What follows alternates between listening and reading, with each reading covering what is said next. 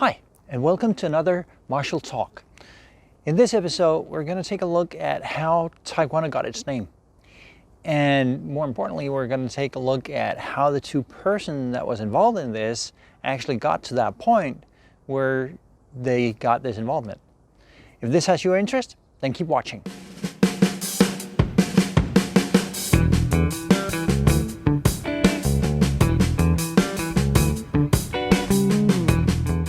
Talking about how Taekwondo got its name, there's two main characters that we need to mention.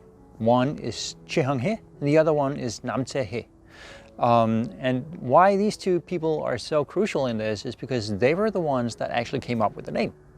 And there's some different activities that reached or that took place for them to end up there in the situation where they actually sat down and brainstormed on it and came up with this name and suggested that this should be the name for the different styles or different martial arts that they were practicing around in the different Kwans in Korea at the time after World War II. And at the time they called it Tangsodo or Kongsodo, but they were trying to unify into one common, and the name for it that Choi and Tae-hi came up with was Taekwondo. But before reaching into that and touching that point, we need to take a look at how they actually got there. And for that, we'll start with Choi to see how did he end up at that point and what led to him being part of this. Okay, so how did it start with Choi? Well, Choi came from a small village in the northern part of Korea. And he was, it actually started back in 1938. And we need to remember that back in those days, Korea did not exist. Korea was part of Japan.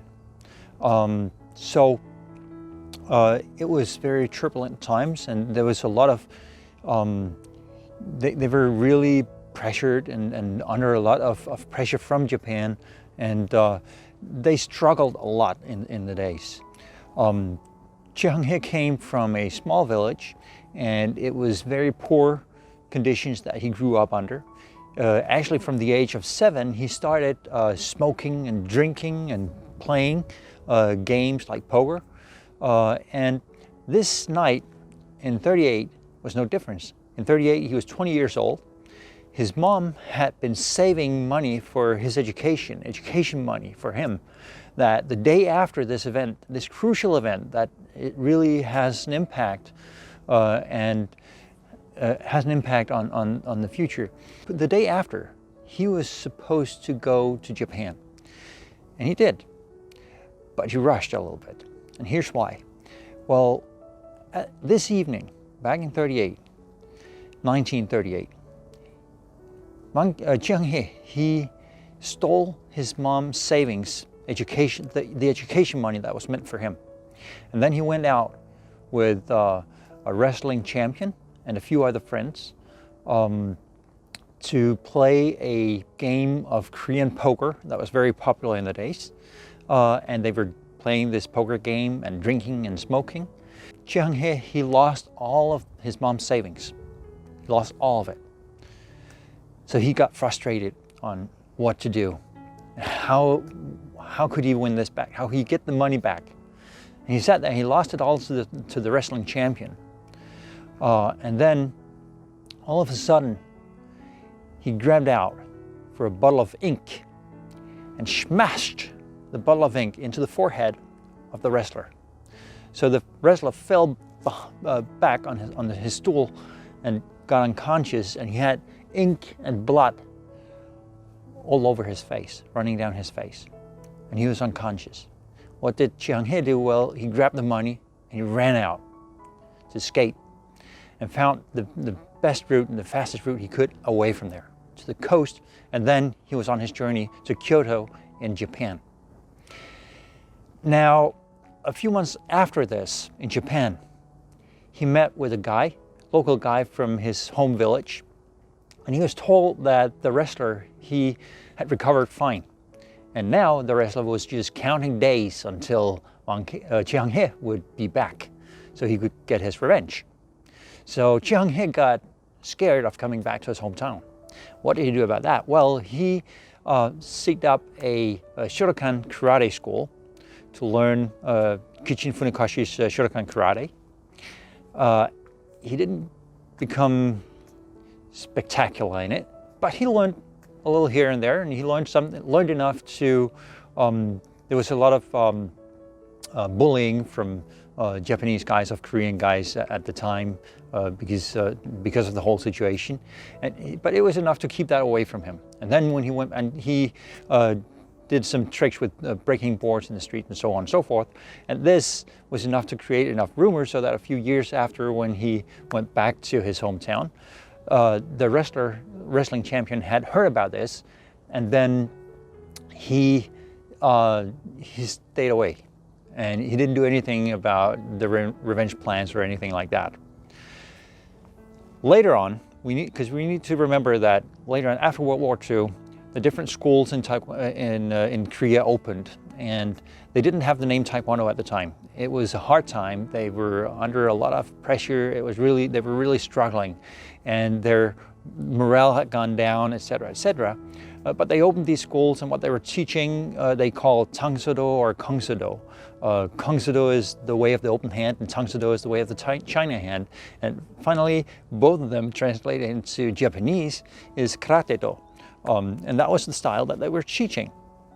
But at this time, the president of Korea really wanted to reunify the people of Korea and to create a new, strong spirit for people that had a low spirit at the time and low motivation at the time, because they were struggling. It was hard times, really hard times. So he wanted to have this unification. So they tried to use the martial arts to unify and to have all these different clans come together and become one. But this was something that was a struggle, because they, first of all, what were they supposed to be named, and how were they supposed to be doing the grading systems, etc., etc. They couldn't really agree on this, so the negotiations fell apart time and again. And Choi, he ended up in this, and he also got to a point where he started up a school, Kwan, and Kwan was starting up in his military unit, where he was teaching, where his his soldiers were taught, and they were starting up at Jeju Island, if I pronounce it correctly. Sorry for not doing that. And one of the people that he brought in on this to teach, because he didn't do it himself, was Tae-hi.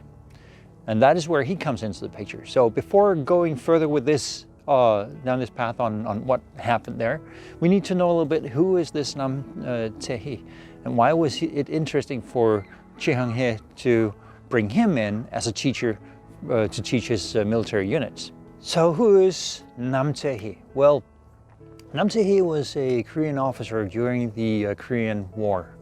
What really put his name on the plate was an incident back in May 1951. Nam and his unit, his battalion, was sent up to the Yunmun mountain, about 10 kilometers south of the demilitarized zone between North and South Korea. And they were up there to fight and hold grounds together with the American soldiers and fight against the communists and the Chinese soldiers. But the Americans couldn't come up to their rescue and to assist them, so they were on their own for a few days up there. They had placed themselves on the mountainside, and the way that the communists and the Chinese fought them was because they didn't have too many rifles. So the first row had their rifles, and when they were shot down, the second row would pick up their rifles and continue. So it was like a wave just continuously coming and coming and coming. And that was the tactics. So, and because they were so many, it was really hard for the Koreans to hold them back. And this resulted in Nam's unit losing all of their machine guns. And after 3 days there, they didn't have any ammunition left. So on the night between May 21 and May 22nd in 1951, Nam was in a situation where they didn't have any more ammunition. So it was dark, and he went out of his foxhole to check up on the troopers and the situation on his mountainside. It was totally dark, so when he met someone, he would grab their hair. If it was a South Korean, they would have some hair that he would pull. He would let them go. If they didn't, he knew that it would be one of the enemies, a communist or a Chinese, because they had very short hair at the time. So if he couldn't grab their hair, he would fight them and kill them with his bare hands using Tang Do, which was a style of martial arts that he learned back in Seoul, South Korea. And he did this continuously. In fact, on May 22nd, 1951, when he woke up in the morning, he woke up with his head on the lap of a dead man that he had killed the night before. And then he got up and he walked around to see just around him how many and count the number of people that he had been killing. And his count ended with 31 people that he killed with his bare hands using Tang Do. Now this story was something that really spread and manifested his name, and was the reason why Choi Hyun chose to have him transferred to his unit at Jeju Island so that he could train Choi Hyun-he's people in the martial arts. And this was why they started touring together and teaming up together. And when Choi Hyun-he then later on got involved in unifying the different schools, the different Kwans in Korea, they were the ones that came up with the name. The reason why they came up with the name, or one of the reasons why they were inspired to find something that as Taekwondo for the name, was that the Korean president, he liked Taekyon, and he wanted this unified style to be called Taekyon. But Tang-do and Kang-do, as it was called in the days, were not Taekyon and didn't have any connection to Taekyon, because it was actually karate that they've been practicing. So then Nam and Choi Hyun-he, they came up with the name Taekwondo. That sounds Taekwon, a little bit like Taekyon. So they started talking about this, and then it's a little bit discussed whether he actually knew a little bit Taekyon or if he didn't and he just invented it. In some interviews, he's been later on he's been saying that he didn't know any Taekyon, but in other previous interviews he's been claiming that he did know some Taekyon. But if he did, it was not that much though. But then he started to make the link and the connection, saying there was roots in his style to Taekyon. It was a mix of karate and Taekyon, and therefore they could sell the name Taekwondo to the Korean president. And he actually accepted the name and made the Taekwondo the official name for the Korean style.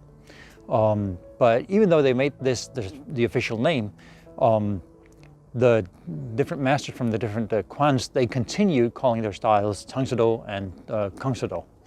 So this was the story on how we actually got the name. And as you know, later on, with the unification of the World Taekwondo Federation, more of the Kwans, they became part of this unification, and they took and embraced the name Taekwondo that we use today.